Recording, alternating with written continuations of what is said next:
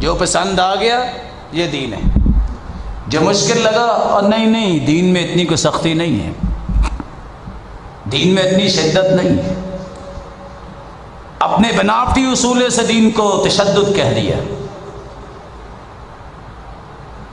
اللہ کے رسول کا فرمان ہے کہ جس کی شلوار ٹخنوں سے نیچے ہو توبہ نہ کرے، صحیح بخاری کی روایت ہے، عیسیٰ جہنم میں جائے۔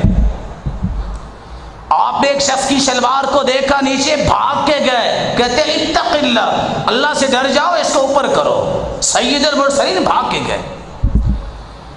اور آج ماں باپ کو اس بات کا خیال نہیں، کہتے اتنی بھی شدت نہیں ہے۔ شدت اس لیے نہیں ہے کیونکہ تمہارے دماغ میں اسلام کا معنی سجا ہی نہیں ہے، وہ پھول کھلا ہی نہیں ہے، اس لیے وہ غیرت نہیں ہے دماغ میں۔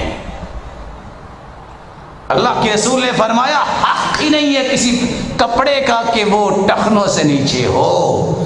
اور کچھ لوگ کہتے نظر آتے ہیں ہاں یہ تو تکبر کے لیے ہے، جو تکبر کے لیے ایسا کرتا ہے اس کی 4 سزائیں ہیں، جو بغیر تکبر کے کرتا ہے پہلی سزا جہنم ہے اگر توبہ نہیں کرتا۔ تکبر بھی ساتھ ہے، پتہ چلے چودھری صاحب آئے ہیں، لاچا باندھا ہوا ہے اور کیا کمال کے لٹھے کی شلوار پہنی ہوئی ہے، اگر تکبر کی بنیاد پہ ہے، لا ينظر اللہ الیہم یوم القیامہ، اللہ دیکھیں گے بھی نہیں، ولا یزکیہم، نہ ان کو پاک کریں گے، ولا یکلمہم، نہ ان سے کلام کریں گے، وَلَهُمْ عَذَابٌ عَلِيمٌ، اور ان کے لیے دردناک عذاب ہے۔ اور عذاب کیا ہے؟ دوسری حدیث کے الفاظ ہیں جتنے تکبر کرنے والے ہیں چیونٹیوں کی طرح قیامت کو ہوں گے، اور کائنات جو ہے میدان محشر میں اپنے پاؤں تلے انہیں رون دے گی، پرواہ ہی نہیں کرے گی۔ چوتھی بات، میرا کون سا قول و عمل ہے جو دین کو غالب کرنے کے لیے کافی ہے؟ هو الذي ارسل رسوله بالهدى ودين الحق ليظهره على الدين كله، اللہ نے یہ دین بھیجا اس لیے ہے، اللہ کے رسول کو مبعوث اس لیے کیا ہے سارے دینوں پہ یہ دین غالب آئے۔ یہ دین غالب کیسے آئے گا؟ اس کے لیے بھی 3 کام ہیں۔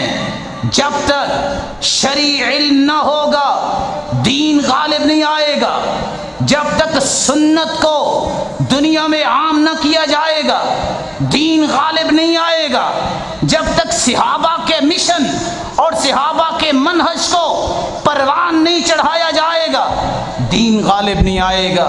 اللہ ہمیں نصیب فرمائے اس بات کی توفیق کہ ہم دین کو غالب کرنے والے بنیں اپنے قول اور عمل سے، اور جب تک رکھے ایمان کے ساتھ رکھے۔ وآخر دعوانا الحمدللہ۔